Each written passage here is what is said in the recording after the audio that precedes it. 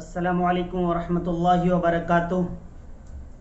नाज़रीन किराम, AHI media YouTube channel पर आपका पुरतपा खैर मकदम है। आज फिर हमारे कुछ साथियों ने सवालात किए हैं। दारुल इफ्ता जामियतुश शेख अब्दुल सत्तार से यूट्यूब चैनल के ज़रिए जो जवाबात दिए जाते हैं आप हज़रात के सवालात के, उनमें आज फिर हैकर अताउर रहमान हाजिर है।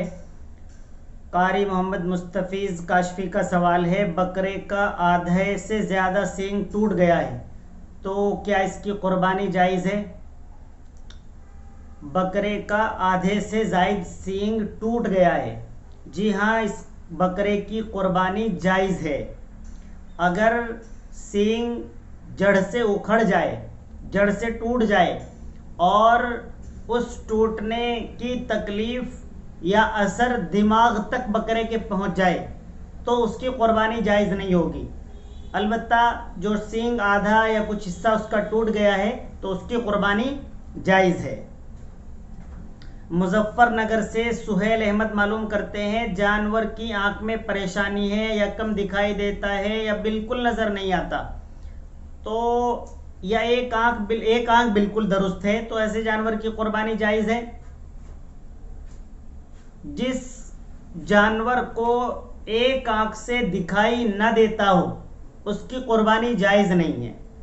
अगर थोड़ा दिखाई देता है, वो देख लेता है सही तरीके पर, तो उसकी कुर्बानी जायज़ है।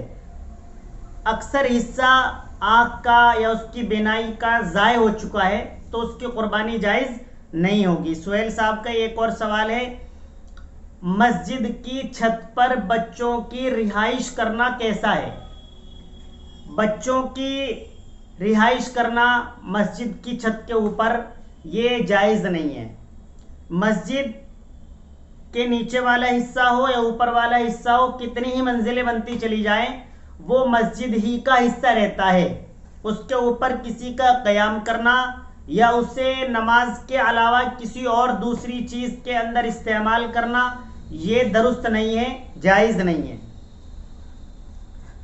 एक भाई का सवाल है, क्या एक हाथ से मसा करना जायज़ है? एक हाथ से ऐसे जो मसा कर लेते हैं, क्या वो जायज़ है? मसा करना जो उसकी फर्जियत है, एक हाथ से अगर मसा कर लेंगे तो फर्जियत तो अदा हो जाएगी, मसा अदा हो जाएगा, लेकिन दोनों हाथों से मसा करना सुन्नत है, मसनून है, सुन्नत छूट जाएगी। मसनून तरीका एक हाथ से मसा करना नहीं है। एक शख्स के हाथ और पांव फटे हुए हैं, उसने मोम पिघलाकर उनके अंदर भर लिया है, उसके बाद वो वुजू करता है, नमाज अदा करता है, क्या उनकी नमाज हो जाती है?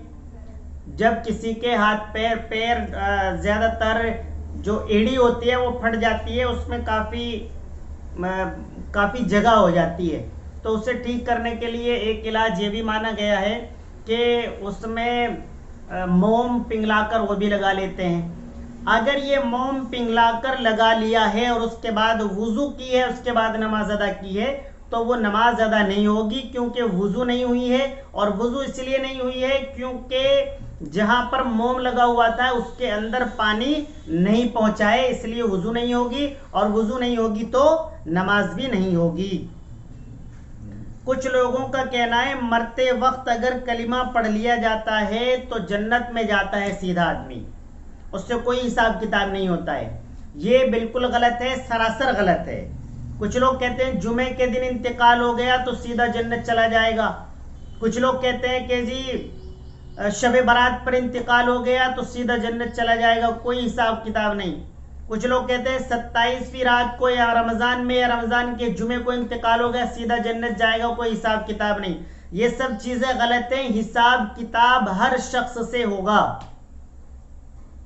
जो दुनिया के अंदर अमाल किए हैं नेक और बुरे, उन सब का हिसाब किताब किया जाएगा। कितने लोगों का माल दबा लिया था, कितने लोगों को गालियां दी थी, कितनी नमाजें छोड़ दी थी, कितने चोरियां कर ली थी, कितने गुनाह कर लिए थे, उन तमाम का अल्लाह तबारक व ताला हिसाब लेंगे। जुमे के दिन इंतकाल हो जाना या मरते वक्त कलिमा नसीब हो जाना बहुत बड़ी बात है। अल्लाह तबारक व तआला तमाम मुसलमानों को कलिमा नसीब फरमाए मरते वक्त। बहुत बड़े अज्र की बात है, बड़ी बात है, लेकिन ये कह देना कि कलिमा उस वक्त पढ़ लेने से हिसाब किताब बिल्कुल साफ, कोई पूछने वाला नहीं है, ये गलत है। कोई कलिमा बिल्कुल उसी वक्त पढ़कर इंतकाल हुआ है, उसके दर्जात बुलंद हो सकते हैं। किसी ने कोई जुमे को इंतकाल कर गया, रमज़ान में इंतकाल कर गया, उसके दर्जात बुलंद हो सकते हैं, वो जन्नत में ज़रूर जाएगा। अल्लाह और उसके रसूल ने वादा किया है कि हर एक कलिमा पढ़ने वाला जन्नत जाएगा, लेकिन हिसाब किताब सबसे होगा। दर्जात अलबत्ता बुलंद हो सकते हैं, वो 27वीं रात हो, शब कदर हो, शब बरात हो, कोई भी हो, उसमें अगर इंतकाल हो रहा है। लेकिन ये समझा जाए कि जी ये तो बस जुमे को चला गया, बस जन्नत चला गया, ऐसा नहीं है। अल्लाह तबारक व तआला तमाम गुनाहों का भी हिसाब लेंगे, तमाम जो सवाब किया है उसके नेकी अता फरमाएंगे। ये एक अलग मसला है। अल्लाह के नबी सल्लल्लाहु अलैहि वसल्लम की सिफारिश पर भी कुछ लोग जन्नत जाएंगे, लेकिन वो अपने तमाम गुनाहों को वहाँ जहन्नम के अंदर उनकी सज़ा भुगत रहे होंगे, तब अल्लाह के नबी सल्लल्लाहु अलैहि वसल्लम उनकी सिफारिश फरमाएंगे तो वो जन्नत जाएंगे। तो सवाल का जवाब ये है कि सिर्फ मरते वक्त कलिमा नसीब हो जाना, जन्नत में जाना और तमाम हिसाबों किताब से बरी हो जाने का सर्टिफिकेट नहीं हो सकता है।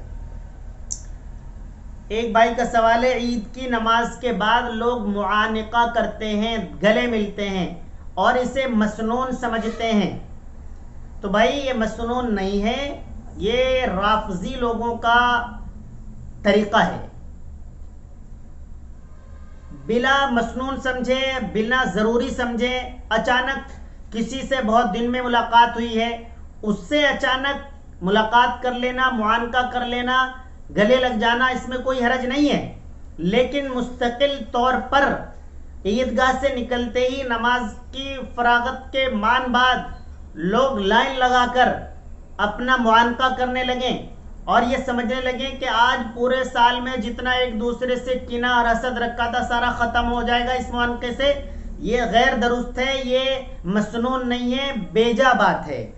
हसद कीना जो आपके दिल के अंदर है किसी के लिए, उसको आपको अपने दिल से निकालना होगा, उसे भूलना होगा, पिछली गलतियों को, पिछली बातों को, तब वो ख़त्म होगा। सिर्फ मुआनका करने से ख़त्म नहीं होगा। और ये मुआनका ईद के दिन ही करना ज़रूरी नहीं है, मुआनका आप किसी और दिन भी कर सकते हैं, रोज़ कर सकते हैं, रोज़ अपने हसद और किना को भगाइए, लेकिन ईद के दिन इसको मसनून समझना ये बेजा और गलत बात है। आज के सवालात थे।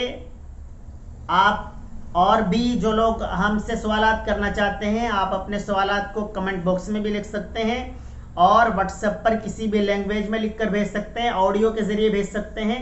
आपसे अपील, आप हमारे AHI यूट्यूब चैनल को सब्सक्राइब कर लीजिए ताकि आपको हमारी ये दीनी मालूमात की वीडियो पहुंच जाए। आपको सबसे पहले पहुंचेगी जब आप बेल आइकन भी दबा देंगे और आप शेयर भी कर सकते हैं।